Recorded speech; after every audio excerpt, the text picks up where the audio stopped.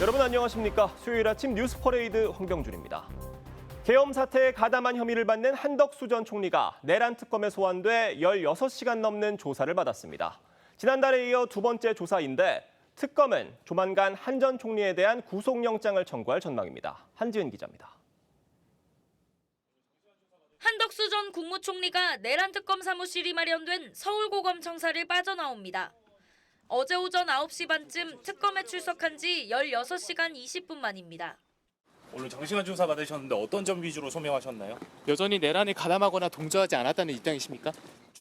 한 전 총리는 지난해 12월 3일 비상계엄 선포에 가담, 방조한 혐의를 받습니다.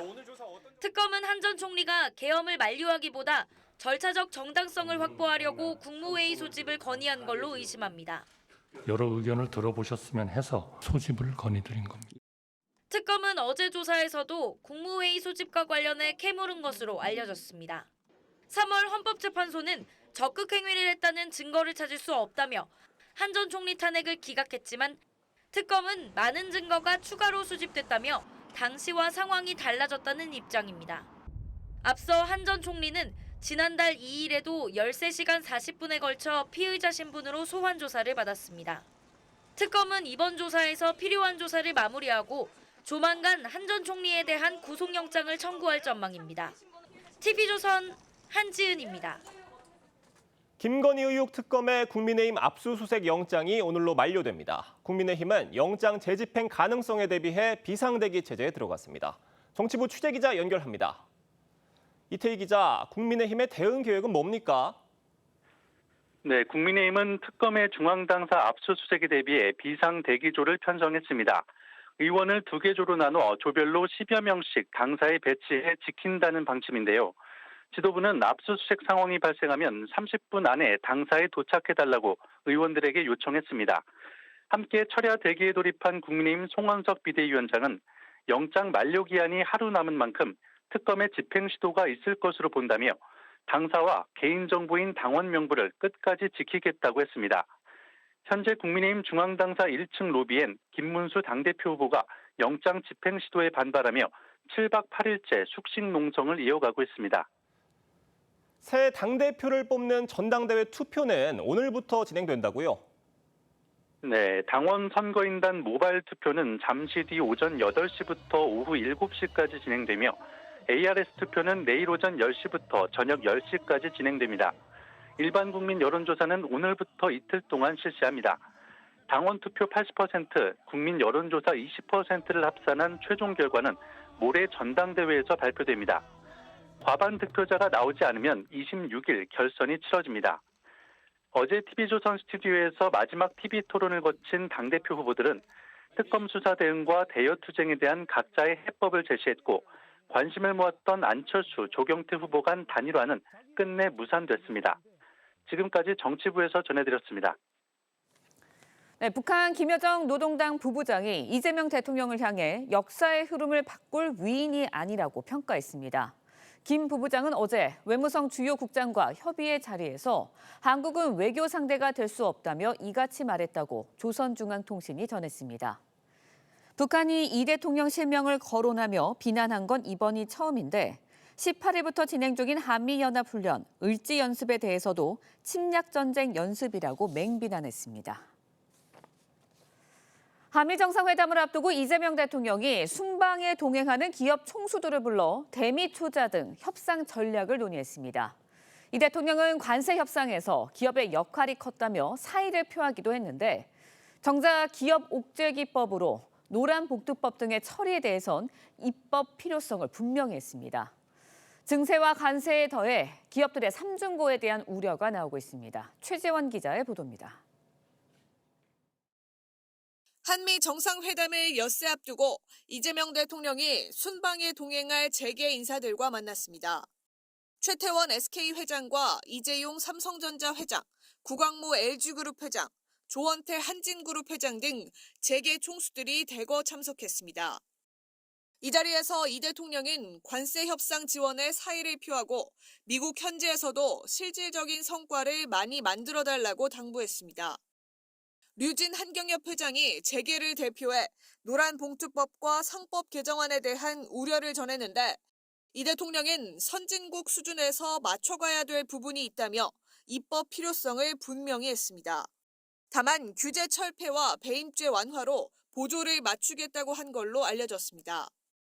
강훈식 비서실장도 기자들과의 간담회에서 법 취지가 현실에 맞게 반영될 수 있도록 책임감 있게 추진돼야 한다며 피하거나 늦춰가야 답이 있다고 생각하지 않는다고 못 박았습니다.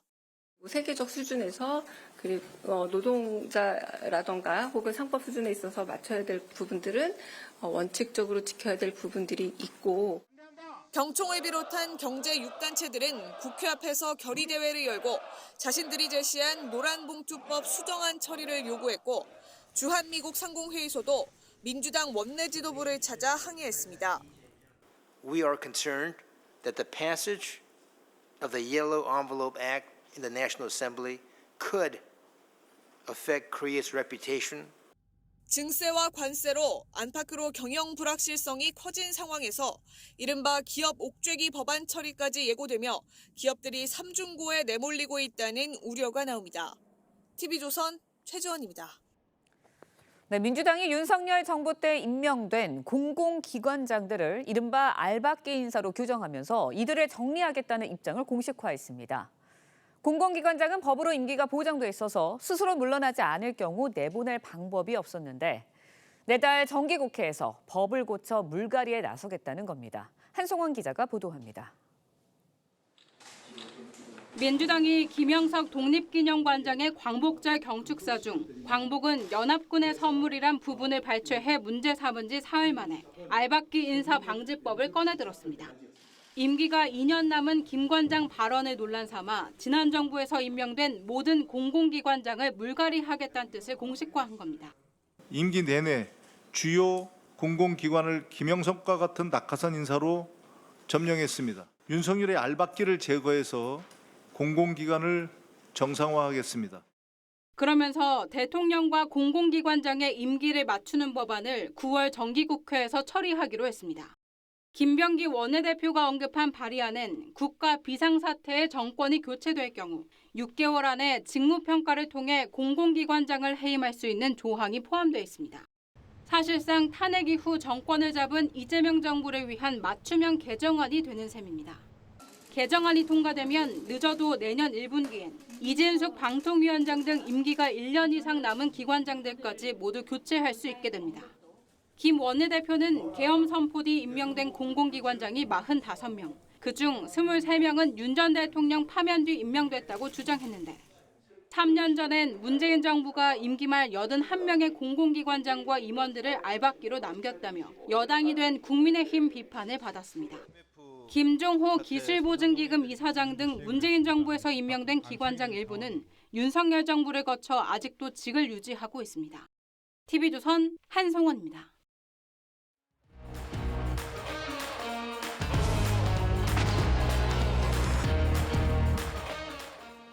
정치권 소식 짚어보는 아침의 맞수 시간입니다. 김진욱 더불어민주당 전 대변인, 윤기찬 국민의힘 법률위 부위원장 나오셨습니다. 안녕하세요. 국민의힘 당권 주자들이 어제 3차 TV 토론에서 맞붙었습니다. 마지막 토론에서도 계엄과 탄핵을 놓고 공방이 오갔는데 영상으로 보겠습니다.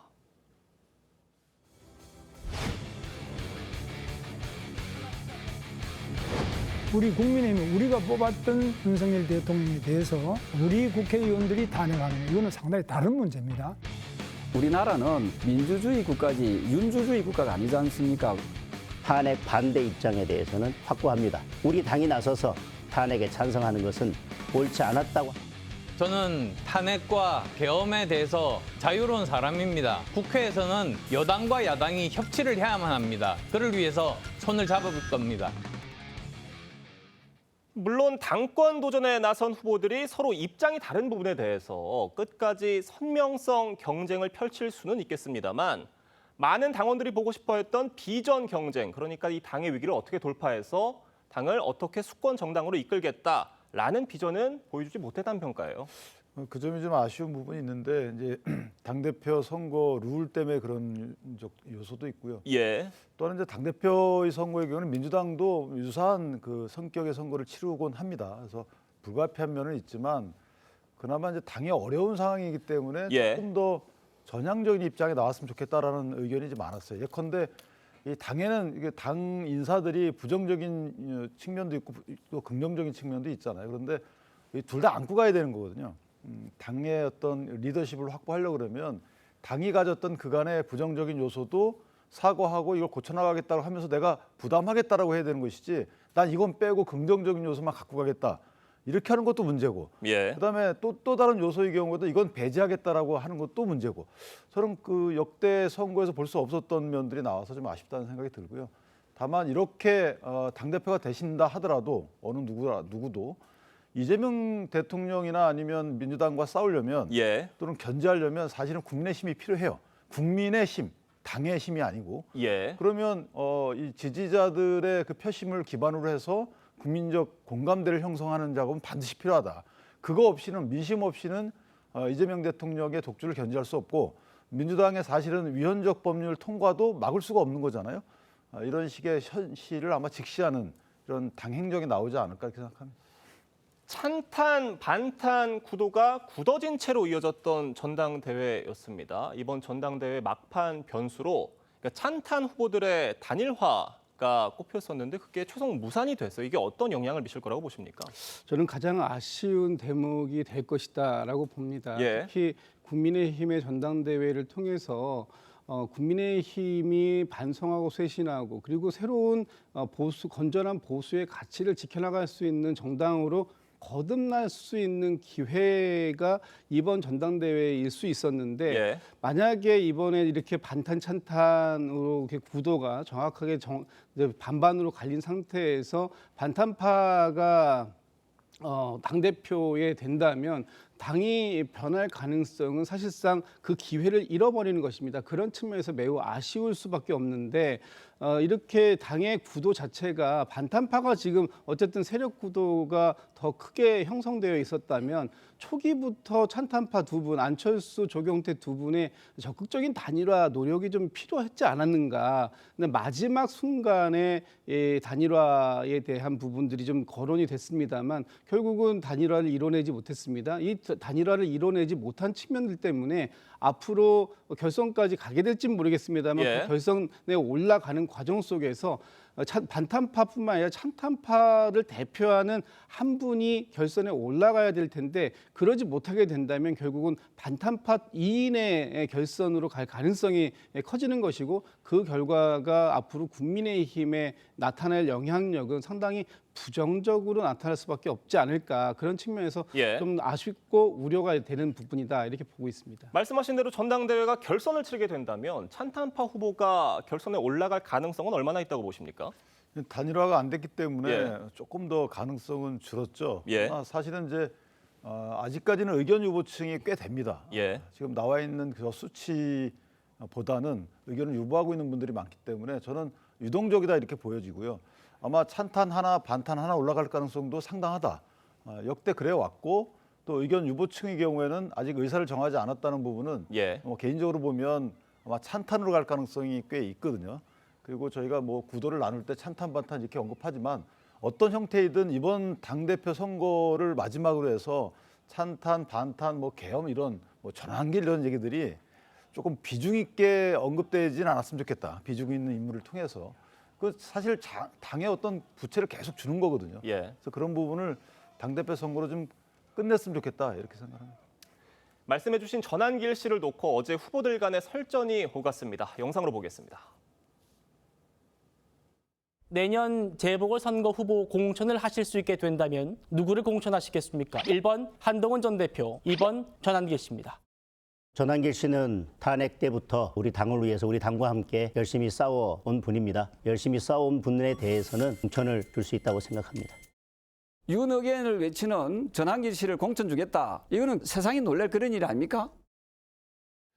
내년 재보궐선거에서 한동훈 전 대표와 전환길 씨 중에 누구를 공천 주겠냐라는 질문에 대해서 장동혁 후보가 어제 토론회를 보니까 굉장히 주저없이 전환길 씨를 선택했습니다. 어제 모습 어떻게 보셨습니까? 이번 국민의힘의 전당대회가 왜 전환길 대회다라고 평가받는지 여실하게 보여준 장면이 아니었는가 싶습니다.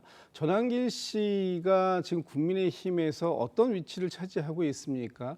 결국은 전환길 씨가 외치고 있는 윤 어게인이라는 부분에 대해서 국민의힘에서 그 부분을 적극적으로 수용하겠다라는 의지를 밝힌 것이고, 결국 이번 전당대회를 통해서 전환길 씨는 그 국민의힘에 아주 뿌리 깊게 착근이 성공적으로 이루어졌고, 앞으로 전환길 씨가 국민의힘에서 발휘하게 될 영향력은 상당할 것으로 보이고, 그런 부분들이 결국은 윤 어게인 또 부정선거 음모론 이런 부분들에 대한 소위 극우화되어가는 이 과정 속에서 전환길 씨의 역할을 당이 평가하고, 그것에 대해서 내년 공천까지도 생각할 수 있다라는 이런 그 생각이 나온다면, 결국은 전환길 씨의 영향력만 키워준 국민의힘의 전당대회다라는 평가를 비판적으로 드릴 수밖에 없을 것 같습니다. 근데 이게 그 전환길 씨를 주관식으로 꼭 공천하겠다라는 게 아니잖아요.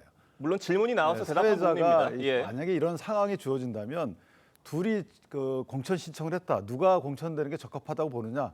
그건 각자 후보자들의 생각인 것이고, 그런 상황은 전 없을 거라고 보고, 뭐 경선도 있고 여러 가지가 있거든요. 또 사전 탈락도 있고 하기 때문에 저기에 대한 답변만 갖고 당신은 그럼 전환길을 옹호하는 거야?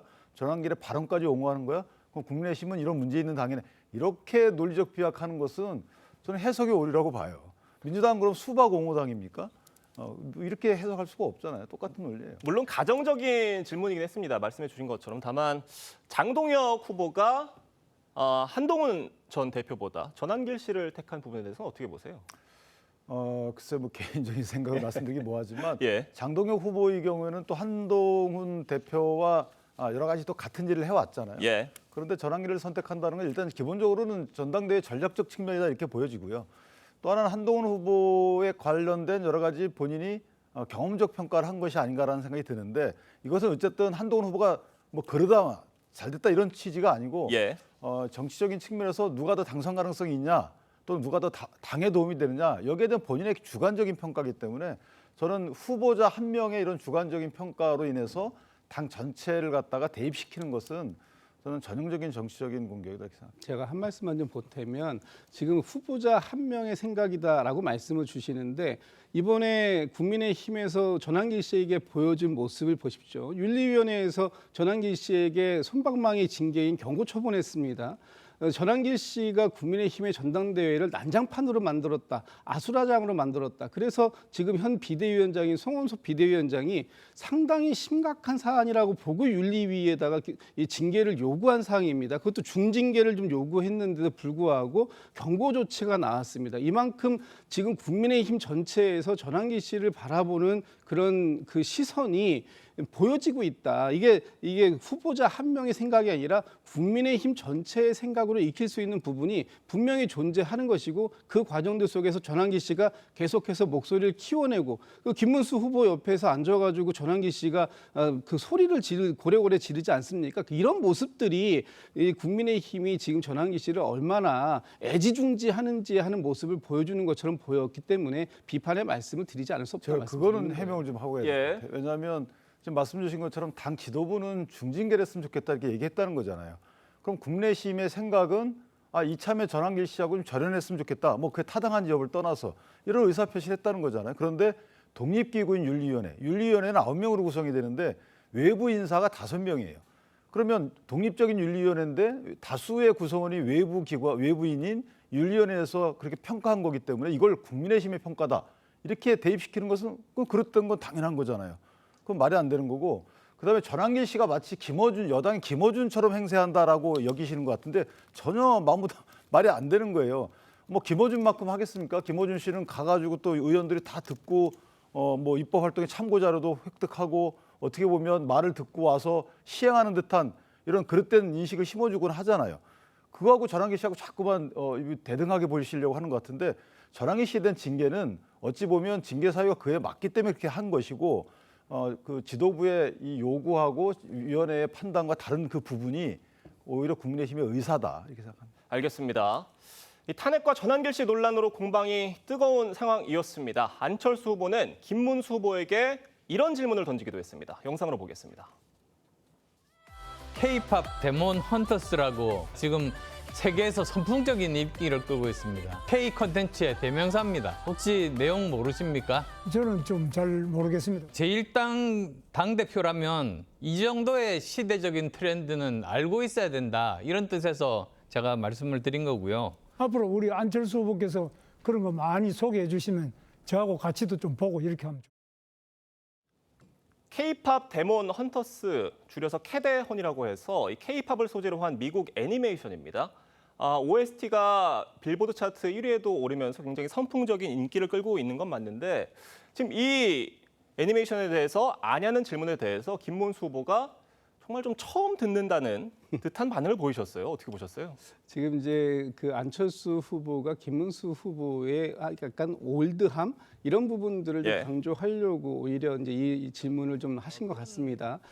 지금 이제 K-팝이라는 또 이제 K-컬처라는 부분들에 관련돼서 그만큼 중요하고 앞으로 우리의 미래 먹거리와 관련되어 있다. 이런 부분들을 어떻게 키워나갈 것인가 하는 부분에 대한 어떤 비전적 얘기를 좀 듣고 싶었는데 전혀 처음 듣는 아주 생소합니다라고 지금 얘기를 하고 있는 것이 지금 과연 시대에 맞는 리더상이냐라는 부분에 대한 비판인데 뭐 이런 부분들은 저는 좀 잘 하신 질문 같아요. 지금 우리의 어떤 K-팝 또는 뭐 그 한국의 이 K 문화라는 여러 가지 것들이 좀 국민의힘에서도 좀 적극적인 관심을 가지고 뭔가 이 그 보수 진보를 떠나서 문화는 문화로 그렇게 좀 발전될 수 있는 방향을 제시하고 있는 부분 이런 건 좀 좋은 질문이었다 이렇게 보고 있습니다. 네, 꼭 캐데헌을 알아야만 당대표 자격이 있다라고 말할 수는 없겠지만 조금은 아쉽다는 평가예요. 그렇죠. 안철수 후보가 김문수 후보의 약점일 것이다라고 판단한 부분이 맞았던 것으로 보이고 저런 부분은 문화의 흐름이잖아요. 그 흐름에 대한 여러 가지 그 징조들은 정치인들이 캐치해서 그것을 정책이나 아니면 당정 활동에 반영하는 것은 필요하다 이렇게 생각합니다. 알겠습니다. 다음 이야기로 넘어가 보겠습니다. 이른바 노란봉투법 국회 표결이 다가오면서 경제계의 반발이 거세지고 있습니다. 목소리 들어보겠습니다. 노조만 국민이냐? 노조법 개정 중단하라! 원청 기업은 국내 협력업체와 거래를 단절하거나 해외로 이전할 수밖에 없습니다. 이로 인해서 국내의 중소협력업체가 도산하면서 국내 산업의 공동화 현상이 현실화되고 대통령께서 이런 식의 언급은 하셨습니다. 어떤 점에서 원칙적인 부분에 있어서 선진국 수준에 있어서 맞춰가야 될 부분도 있고 세계적 수준에서 노동자라던가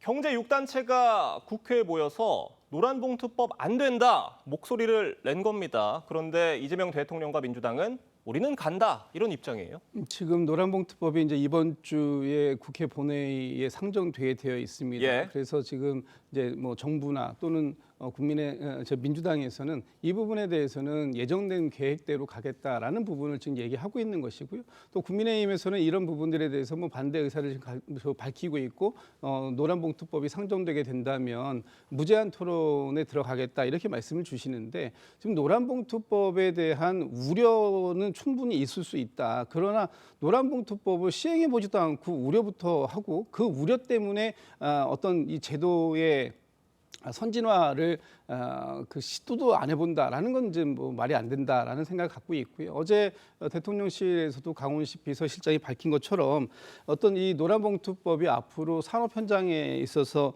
대화를 촉진시키고 격차를 해소하는데 상당히 도움이 될 것이다. 그리고 지금 이제 노란봉투법에 두 가지 사안이 있지 않습니까? 하나가 이제 사용자의 개념을 어떻게 정의할 것이냐 하는 부분하고 그다음에 손해배상을 제한하는 부분에 대해서 두 가지 사안이 이제 2조 3조 개정안인데 지금 이제 그 재계에서도 손해배상 제한에 대해서는 어느 정도 수용 가능성을 내비치고 있는 상황입니다. 다만 이제 사용자의 개념을 너무나 넓게 하기 때문에 이 부분 때문에 1년 내내 그 교섭을 하다가 보면 뭐 실질적으로 일을 할 수 없다 이런 지금 이제 그 말씀들을 주시는데 이 실질적으로 관리 권한이 정확하게 미치는 그 범위를 지금 구체적으로 지금 정부에서 정하고 있지 않습니까? 이 부분까지를 지켜보시면 그동안 재계의 우려나 또는 그 정치권의 또 우려가 너무 과도한 우려였다라는 부분들을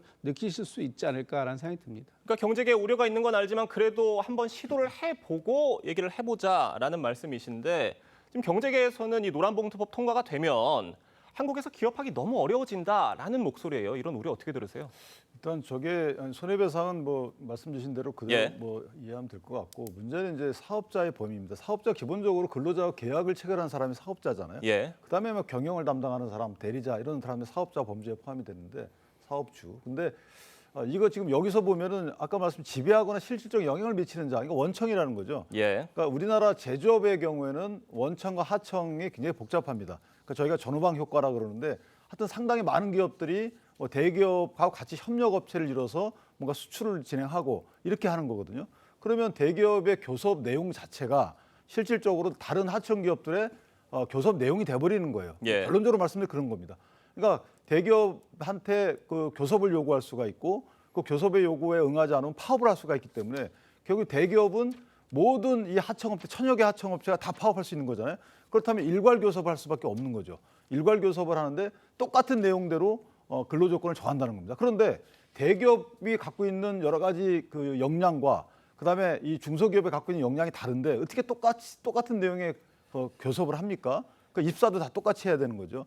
그러니까 뭔가 안 맞는 거죠, 이거는. 그래서 이거는 자본주의 사회에 안 맞는 제도이기 때문에 시행을 해보나 마나 뻔한 부작용이 나오는 거고 더군다나 외국 입장에서 보면 투자를 할 때 이게 경영에 참여할지 여부를 떠나서 어쨌든 투자 수익 기대를 하면서 하는 것인데 허구한 날 파업한단 말이에요. 그다음에 근로조건 결정에 대해서 파업할 수 있게끔 돼 있었는데 결정이라는 단어를 빼버렸습니다. 그러면 근로조건에 대해서 영향을 미칠 수 있는 모든 것에 대해서 파업을 할 수가 있어요. 우리가 지금 이재명 대통령께서 그 기업에 여러 가지 요구하고 있는 해외 투자 해달라. 이 해외 투자 결정이 국내 투자 축소로 인해서 내 근로조건에 영향을 미친다. 그럼 파업할 수 있는 거예요. 이런 식의 파업의 모든 가능성을 열어놓는 것이 이게 과연 맞는 것이냐에 대해서 근본적인 고민을 해보자 이거죠.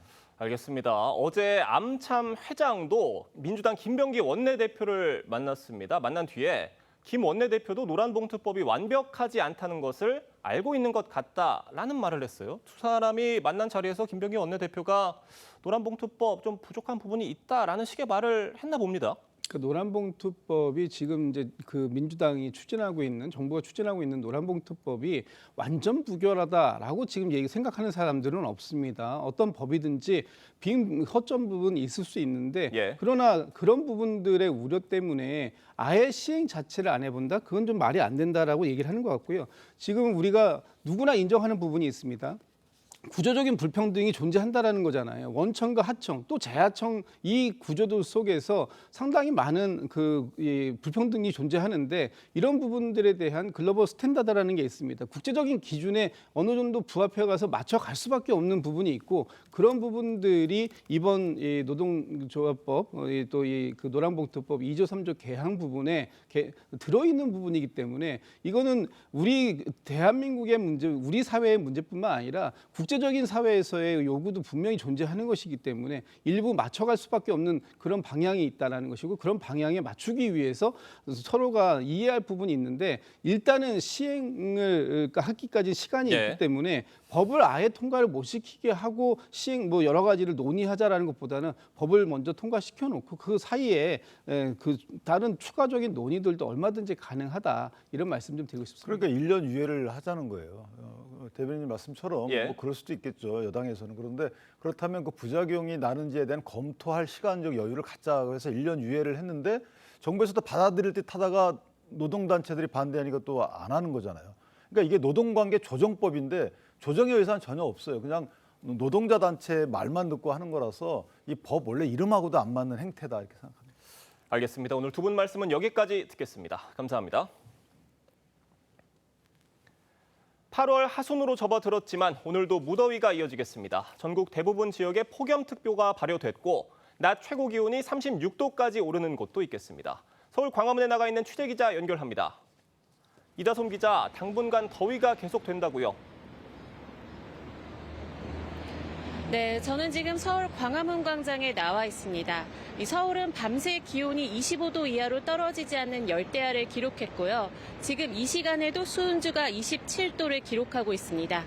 오늘 서울 낮 최고 기온은 31도를 기록해 더위가 이어질 전망입니다. 전국 대부분 지역이 30도가 넘는 뜨거운 날씨를 보이겠습니다. 특히 강릉은 35도, 포항은 36도까지 낮 최고 기온이 치솟을 전망입니다. 체감 온도도 35도 안팎으로 오르는 만큼 온열 질환 조심하셔야겠습니다. 야외 활동과 외출을 자제하고 특히 식중독 예방을 위한 음식 관리에 철저한 관리가 당부됩니다. 오후에는 일부 지역에 소나기도 찾아올 전망입니다. 대기 불안정으로 발달한 구름에 의해 오전 일부 지역에서는 얕은 빗방울이 뿌려졌는데 오후 시간대에는 수도권과 강원 내륙, 광주 전남 등에 최대 40mm의 소나기가 예상되고 있습니다. 소나기가 오는 지역에서는 같은 시, 군, 구일지라도 강수량의 차이가 매우 클 수 있어 날씨 상황을 계속 확인하는 게 필요해 보입니다. 비가 내리는 곳은 일시적으로 기온이 내려가겠지만 비가 멈춘 뒤에는 습도가 높은 상태에서 다시 기온이 올라 더위가 이어지겠습니다. 30도가 넘는 더위는 이번 주 내내 지속될 전망입니다. 지금까지 서울 광화문 광장에서 TV조선 이다솜입니다. 네, 어젯밤 11시 4분쯤 대구시 상주 영천고속도로 동군이 나들목 인근에서 25톤 화물차가 45인승 버스를 들이받는 사고가 났습니다. 고속도로 순찰대에 따르면 버스에는 운전자와 승객을 포함해 모두 40명이 타고 있었고 이 가운데 60대 여성 1명이 그 자리에서 숨지고 5명이 다쳐 병원으로 이송됐습니다. 사고 당시 버스는 고장으로 갓길에 서 있던 상태였습니다. 경찰은 화물차 운전자 등을 상대로 정확한 사고 원인을 조사할 예정입니다. 네, 경북 청도에서 선로 주변 시설물을 점검하던 작업자들이 열차에 치여 2명이 숨지고 5명이 중경상을 입었습니다. 열차 운행을 중단하지 않고 작업을 하다 변을 당한 건데 열차가 다가오면 알려주는 시스템도 있었지만 사고를 막지는 못했습니다. 김동영 기자의 보도입니다. 형광색 조끼를 입은 작업자들이 철길 가장자리를 따라 걷고 있습니다. 잠시 뒤 구급차가 출동합니다. 오전 10시 50분쯤 경북 청도에서 선로 주변을 걷던 근로자 7명이 동대구역을 출발해 진주로 가던 무궁화호 열차에 치였습니다. 이 사고로 2명이 숨지고 5명이 중경상을 입었습니다. 기차가 전기차라 가지고 소리가 별로 안 난다고 들었습니다. 그래가지고 피해자분들이 인지를 잘 하지 못했나 하는 그런. 숨진 2명을 포함해 6명은 외부 용역업체 직원들로 최근 폭우로 비탈면 구조물에 이상이 생겼는지 살피러 나섰다 7분 만에 참변을 당했습니다. 작업을 위해 열차 운행은 중단하지 않았습니다. 이 점검 용역은 위험 지역 2m 바깥에서 이루어지는 상례 작업으로 인해서 열차 운행 선상에서 작업을 시행하는. 함께 작업에 나선 코레일 직원은 열차가 다가오면 알려주는 감지 앱을 갖고 있었지만 사고를 피하진 못했습니다. 올렸는데 거의 꼭각지라 가지고 열차가 오는 걸 못 보고. 무슨 일이 있냐고 물으니까 사고가 났다 하더라고. 경적 소리도 못 들었고. 고용노동부와 경찰은 수사 전담팀을 구성하고 사고 원인과 중대재해처벌법 위반 여부 등을 조사할 예정입니다. 선로 주변 작업은 중지 명령이 내려졌습니다. TV조선 김동영입니다. 네, 강남에서 술에 취한 한 남성이 주차장에서 운전을 하다 사고를 냈습니다. 그러자 옆에 있던 술에 취한 친구가 대신 운전대를 잡아 차를 빼냈는데 이후 두 사람 간 시비가 붙었고 결국 한 명이 경찰에 신고를 하면서 두 사람 모두 적발됐습니다. 이나영 기자의 보도입니다. 회색 차량이 지하주차장 벽 쪽으로 후진하더니 멈칫합니다. 차 밖에 있던 남성이 급히 차 뒤쪽을 살펴보더니 운전석을 열고 운전자에게 나오라고 손짓합니다. 운전자가 비틀대며 내리자 밖에 있던 남성이 운전대를 잡고 차를 주차장 밖으로 몰고 나옵니다. 지난 16일 저녁 강남의 한 식당 주차장에서 친구 사이인 40대 남성 2명이 한 대의 차량을 번갈아 음주운전했습니다. 주차장을 빠져나온 두 사람은 길거리에서 대리기사를 불러 함께 이동했는데 사고를 낸 남성이 경찰에 신고 전화를 했습니다. 경찰은 이곳 강남 한복판에서 대리기사가 운전하는 차에 탄 두 남성을 적발했습니다. 사고를 낸 사람은 면허 취소, 나중에 운전한 차 주인은 면허 정지 수준이었습니다. 경찰은 두 남성이 사고를 놓고 실랑이를 벌이다 경찰에 전화한 것으로 보고 있습니다. 그냥 본인들끼리 심각히 한 것 같아요. 왜 운전자를 잡느냐 이러면서 그런 것 같아요. 보니까 차를 인도에 빼놓고 이제 거기서 대리를 부르신 거예요. 경찰은 두 사람을 음주운전 혐의로 입건해 조사할 예정입니다. TV조선 이나영입니다.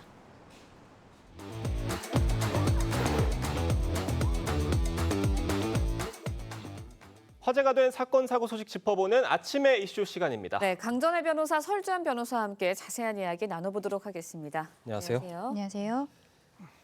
앞서 전해드린 대로 철도 선로 인근에서 구조물 점검을 하던 근로자들이 열차에 치여 2명이 숨지는 사고가 발생했습니다. 이 작업 승인 7분 만에 사고가 일어났는데 열차 감지 경보도 울렸다는데 막지를 못했어요. 일단 경보가 울렸는지 예. 자체가 수사가 가장 먼저 필요한 예. 부분인 것 같습니다. 왜냐하면 코레일 직원들 같은 경우에는 현장에 나갈 때 한 기차가 2-3km 전부터 왔을 때는 울리는 그런 경보기를 가지고 나가거든요. 예. 그날도 직원들이 일단은 경보기를 가지고 나간 것으로는 확인이 된 부분들이 있습니다. 그렇다면 이것이 울리지 않은 것인지 아니면 울렸는데 못 들은 것인지 예. 확인을 해야 될 것으로 보이고, 그리고 이 해당 기차가 전기 기차였다라고 해요. 그래서 우리가 뭐 일반적으로 전기 자동차도 옆에 지나갈 때 소리가 잘 들리지 않아서 깜짝깜짝 놀라는 일들이 있는데 전기 기차도 역시 소음이 굉장히 적어서 이것이 어떻게 보면은 작업자들이 소리를 제대로 못 들은 것이 아니냐라는 이야기들도 있고 예. 사고 구간이 곡선으로 되어 있습니다. 예. 그래서 곡선이기 때문에 멀리에서 오는 것을 못 본 것이 아닌가라는 이야기들도 있습니다만 구체적인 부분들은 수사를 통해서 밝혀져야 될 것으로 보입니다. 네, 사고 원인은 차곡차곡 좀 짚어봐야 할 것 같은데 일단은 사고로 숨진 2명의 면면이 좀 밝혀졌습니다. 하청업체 직원으로요. 한 명은 올해 입사한 신입 직원이고요. 또 다른 한 명 외동 아들로 밝혀졌습니다. 안타까움을 좀 더하고 있는데 이번 사고 관리 감독 소홀에 따른 그런 인재의 가능성도 있나요? 어떻게 네. 보세요? 단순히 불운이다 이렇게만 치부하기에는 너무 큰 사고가 발생한 예. 것 같습니다. 예. 어떤 이번 사건과 관련해서 직접적으로는 왜 기차가 옴에도 불구하고 이것을 알아채지 못한 거에 대한 어떤 관리 감독이 없었는지는 다시 한번 그러니까요. 수사를 통해서 확인을 해야 될 것 같고요. 뭐 좀 크게 보면 최근에 어떤 이 철도 관련 산재 사고가 2020년 이후에 2023년도까지 계속 증가를 하고 있거든요. 그리고 안전 인원도 지금 코레일에서 안전 인원이 2022년도에는 16,043명이었는데 네. 이게 지난해에는 16,175명으로 줄었습니다. 그런데도 불구하고 안전 예산은 증가를 하고는 있습니다만은 예. 오히려 그 안전 예산을 집행을 하는 데 있어서는 다소 계속 감소하고 있는 추세거든요. 안전 인력은 줄고 그다음 안전 예산은 늘어났음에도 불구하고 집행은 줄고 있다. 이러한 부분은 코레일 측에서 안전에 관련한 어떤 예산 집행이나 이런 것들이 소극적인 것은 아니었나라는 지적이 나올 수 있을 것 같습니다. 네. 이번 사고에 중대재해처벌법은 적용이 되는 겁니까? 그렇죠. 사망사고가 나왔기 때문에 예. 중대재해처벌법이 있고 그리고 산업안전법 위반 혐의도 있는 상황입니다. 이러한 경우에는 일단은 경찰에서도 수사를 하지만 고용노동부에서도 조사에 들어가게 되는데요. 예. 일단 고용노동부에서는 현장에 대해서 작업 중지, 그러니까 결국에 조치를 내려 있는 상황이고 경북경찰청에서는 전담팀을 30명이 넘는 사람들로 꾸며놨습니다. 그리고 이제 경찰에서는 CCTV 분석, 관련자들에 대한 진술 이런 것들을 확보할 것으로 보이는데 경찰은 앞으로 국과수와 함께 여기에 대해서 정밀 감식도 들어가겠다라고 이야기하고 있습니다. 네, 일단 코레일 측에서는 이번 사고에 대해서 깊은 유감 표하면서 유가족과 부상자 지원에 총력을 다하겠다 이런 입장을 밝히기도 했습니다. 하지만 뭐 철도 노조 측에서는 이번 사고가 지난 2019년에 일어났던 뭐 밀양역 사고랑 판박이다 이런 주장을 하고 있거든요.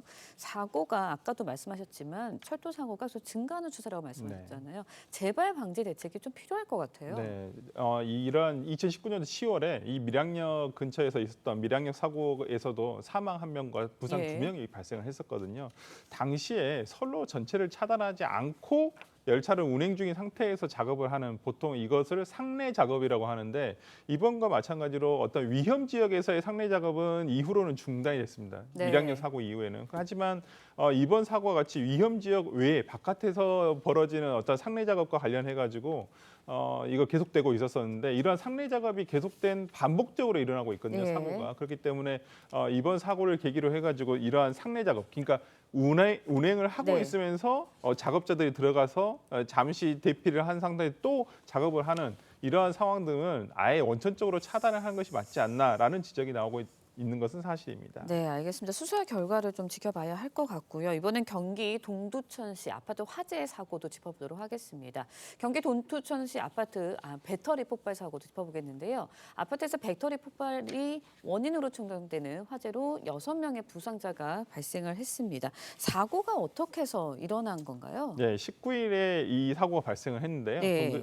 가로 15cm, 세로 50cm의 어떤 이 충전식 캠핑용 배터리가 네. 발단이 됐거든요. 이 배터리를 충전하던 중에 배터리가 폭발해서 화재로 번진 것인데 얼마 전에 있었던 어떤 이 이동식 그러니까 전동 장치죠. 예. 킥보드 어떤 이 외부 배터리 충전을 하면서 발생한 사고와 유사하다라고 볼 수 있을 것 같습니다. 지금 말씀해 주셨지만 지난 17일에 있었던 서울 마포구의 한 아파트에서 발생했던 사고와 굉장히 비슷한 네. 사고인 것 같습니다. 이 배터리 폭발을 막기 위해서 어떤 점을 좀 주의해야 할까요? 일단은 과충전에 대해서 주의해야 된다라고 네. 전문가들이 이야기를 하고 있습니다. 예. 100%를 충전하기보다는 한 80에서 90% 정도를 충전하는 것이 좋다라고 이야기를 하고 있고요. 그리고 기온이 높으면 배터리가 열을 받기 때문에 이렇게 과충전으로 화재까지 이어질 수 있다는 점도 주의해야 한다고 합니다. 그래서 네. 전문가들은 우리가 보통은 잘 때 충전을 해놓고 자잖아요. 예. 그런데 이렇게 자고 있을 때나 외출할 때는 가급적 충전하지 말라라는 이야기들을 하고 있습니다. 근데 이번에 17일에 있었던 사건 같은 경우에는 집에서 개인용 이동장치에 배터리를 가지고 들어와서 충전을 하는 과정이었었거든요. 근데 개인용 이동장치 같은 경우에는 외부에서 우리가 뭐 빌려서 쓰는 일도 있지만 개인적으로 가지고 있을 때는 집에서 충전을 할 수밖에 없습니다. 그렇다면은 이런 것들을 지자체에서 외부에서 공용으로 충전할 수 있도록 예. 이런 시설들을 확대해야 되는 것이 아니냐라는 이야기들도 나오고 있습니다. 네, 알겠습니다. 다음 소식도 짚어보도록 하겠습니다. 듀엣그룹이죠. UN 출신 배우 최정원 씨가 스토킹 혐의로 경찰 수사를 받게 됐다고 해요. 이게 어떻게 된 일이에요? 네, 지난 경찰에서 밝힌 바로는 지난 16일에 네. 이 최 씨에 대해서 어떤 스토킹과 그다음에 특수협박 혐의로 입건을 했다고 합니다. 평소에 알고 지내던 여성 집에 흉기를 들고 찾아가가지고 어떤 협박을 한 혐의를 받고 있는 것인데 네. 경찰은 당시에 피해자의 어떤 신체 보호를 위해서 긴급 응급 조치를 실시를 했고 가해자가 그러니까 최 씨가 어떤 이 피해자에게 100m 이내 접근을 하는 것을 금지하고 또 연락을 하는 것을 금지하는 조치를 법원에서 받아가지고 시행을 했습니다. 그래서 네. 만약에 이 최 씨가 이 관련해 가지고 어떤 이 조치 사항을 위반하게 됐을 경우에는 1년 이하의 징역이라든지 1,000만 원 이하의 벌금 과태료를 부과할 네. 수 있도록 돼 있습니다. 이 최정원 씨는 스토킹이나 네. 뭐 흉기를 들었다는 건 사실과 다르다라는 입장을 밝혔다고 하는데 향후 수사는 어떻게 진행이 될 걸로 보세요? 일단은 그 흉기를 가지고 있었는지 자체에 대해서 수사가 좀 집중이 돼야 될 것으로 예. 보입니다. 예. 왜냐하면 일반적으로 스토킹을 했을 때는 3년 이하의 징역, 3천만 원 이하의 벌금에 처하게 되는데 흉기나 위험한 물건을 가지고 있을 때는 5년 이하 또는 5천만 원 미만의 이하의 벌금에 처해지게 되거든요. 근데 이 지금 흉기를 가지고 있었다면 상대방을 위협하려는 것이 아니라 자해를 하려고 했었다라고 예. 지금 최정원 씨 측에서는 이야기하고 있는데 본인에 대해서 어떤 위해를 가지려고 해도 상대방에 대해서 이게 두려움을 가지게 된다면 역시 흉기를 휴대한 것으로 5년 이하의 징역이 될 수가 있는 부분들이 예. 있습니다.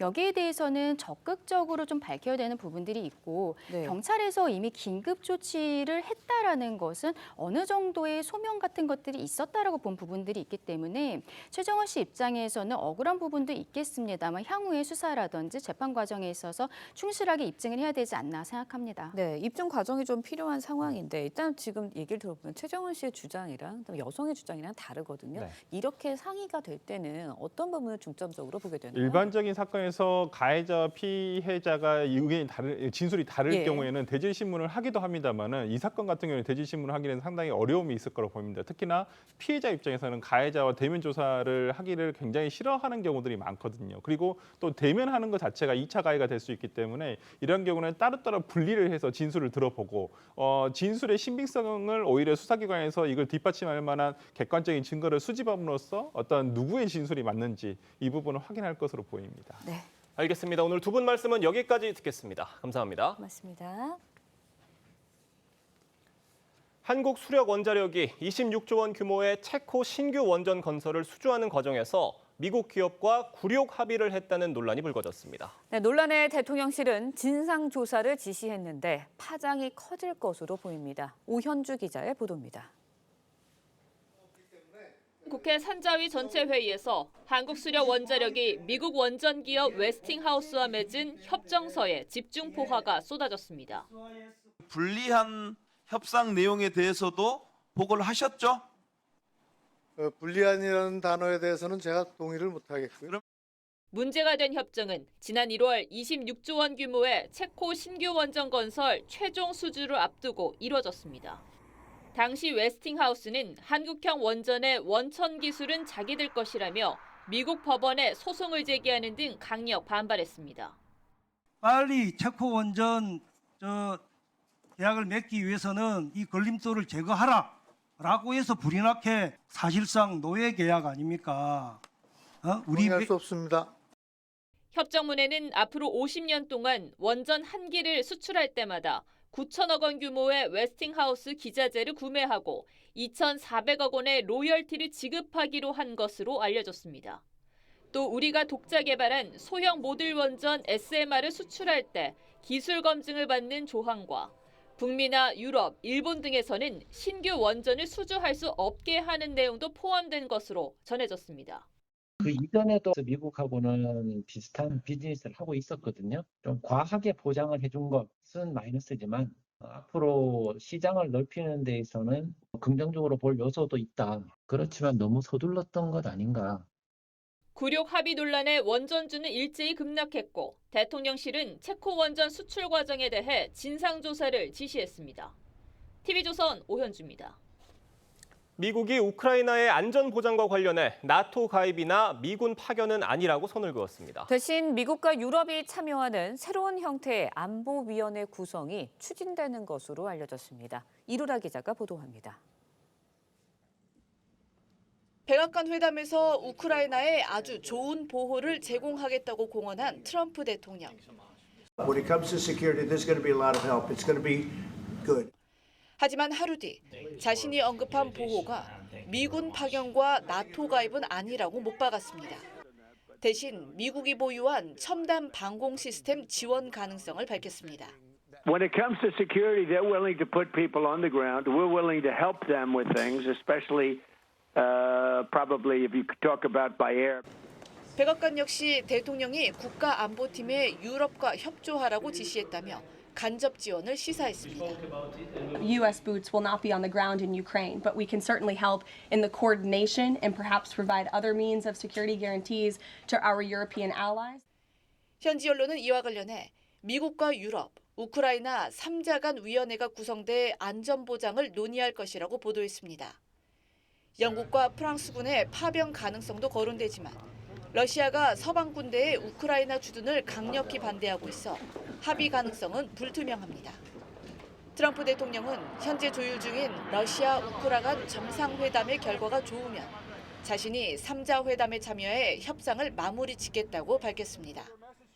TV조선 이루라입니다.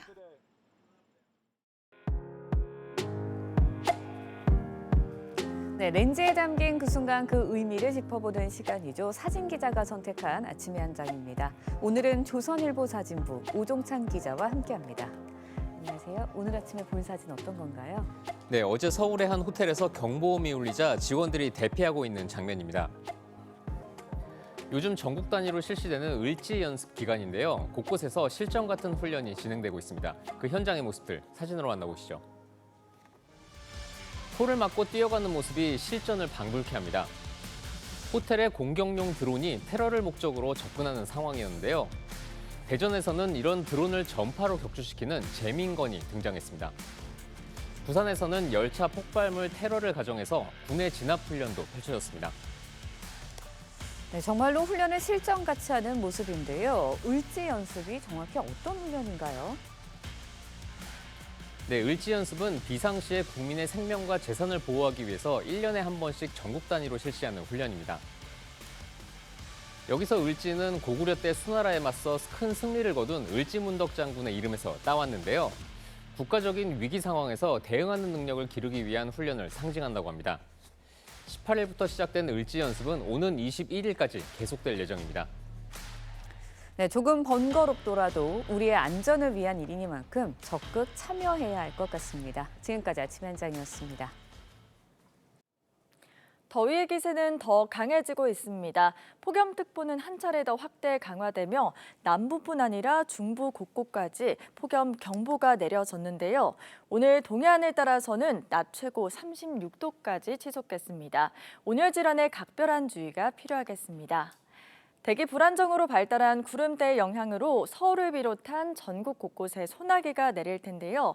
양은 5에서 40mm로 그리 많지 않겠지만 짧은 시간에 강하게 집중될 수 있겠습니다. 오늘 아침까지 충청과 남부 내륙에는 안개가 짙겠고요. 동쪽 지역은 오전까지 바람이 강하게 불겠습니다. 자세한 낮 기온 보시면 서울이 31도, 청주와 대구 34도, 강릉은 35도까지 오르겠습니다. 내일 제주에는 비가, 그 밖의 지역에는 소나기가 지나겠습니다. 오늘의 날씨 박선민입니다. 이상으로 수요일 뉴스 퍼레이드 마칩니다. 네, 저희는 내일 아침 7시 30분에 다시 찾아뵙겠습니다. 시청해주신 여러분 고맙습니다.